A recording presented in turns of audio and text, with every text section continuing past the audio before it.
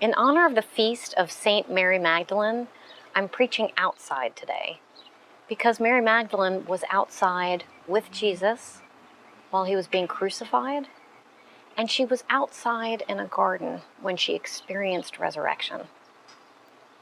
As a biblical scholar, I've been spending a lot of time with the scriptural passages, and something new has caught my attention.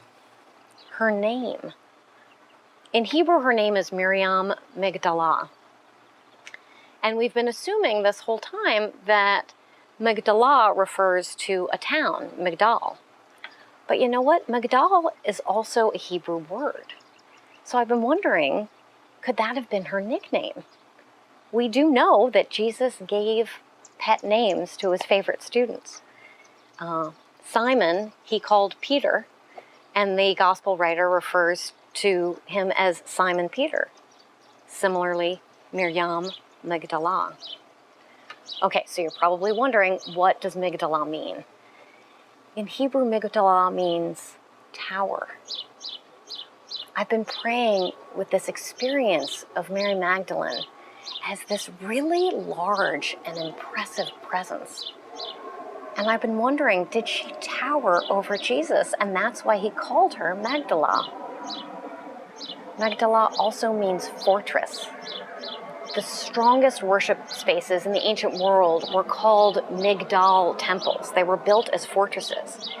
And I've been sitting with this image of Mary as the one who could hold the good news and defend it and protect it with all of her might.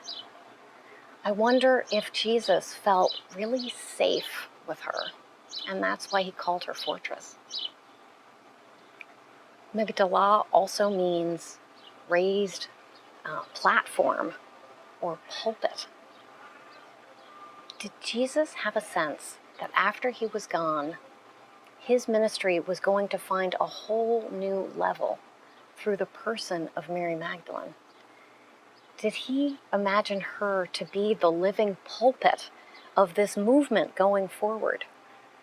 Well, you know what? We don't even have to speculate about that, because that is precisely what John's gospel shows us.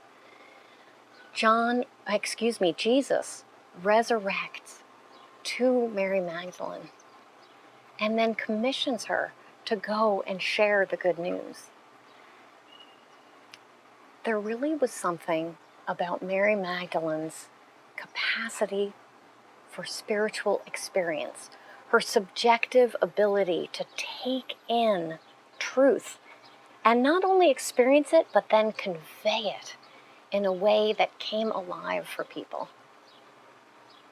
It was through her experience of resurrection and then conveying it that all of a sudden these windows of possibility opened in the minds of the other students.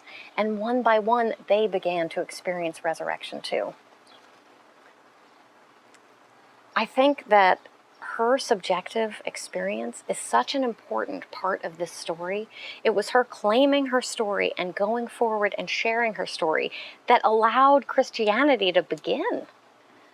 But for some reason, we overlook the power of her subjective experience. Even in the gospel story that John tells, he says that she hears Jesus call her by name, and she turns to him and says to him, rabbouni in Aramaic.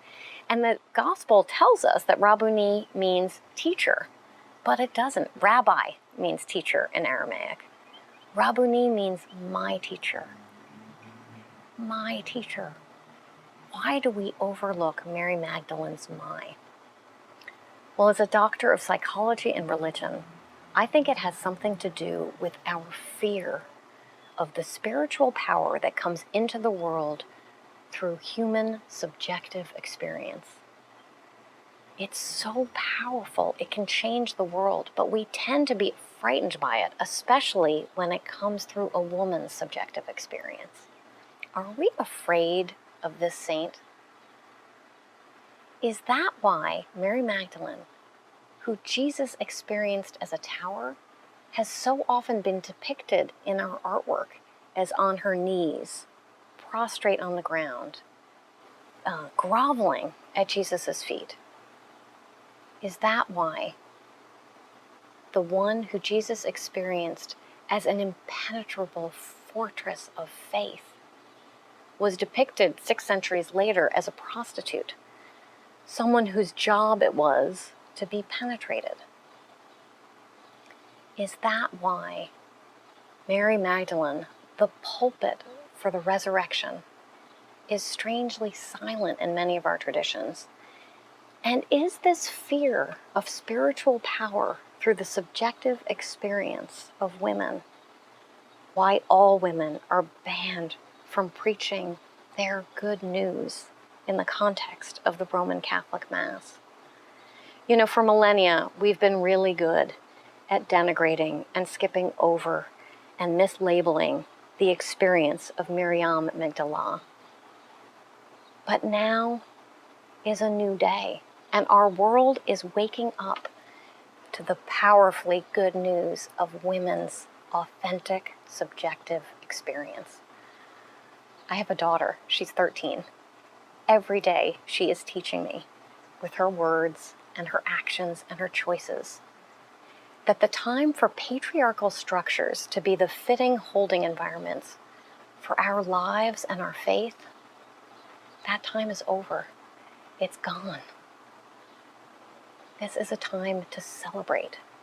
The feast of Saint Mary Magdalene is a time to celebrate Mary's subjective experience and the power in it.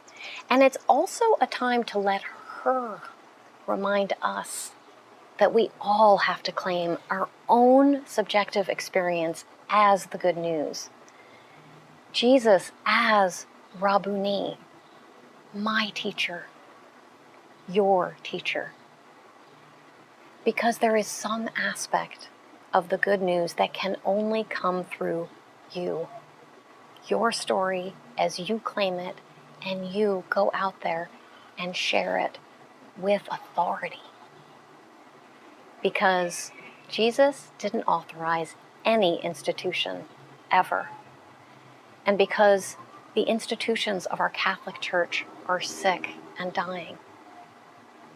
And because when you share your story as only you can, you let resurrection flow into the world. We have a lot of choices to make.